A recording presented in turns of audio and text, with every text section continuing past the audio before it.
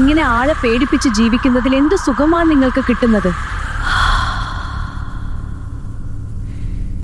നിനക്ക് എന്തെങ്കിലും ഒരു കഴിവുണ്ടോ? കലാപരമായിട്ടെങ്കിലും എന്തെങ്കിലും ഒരു കഴിവുണ്ടോ?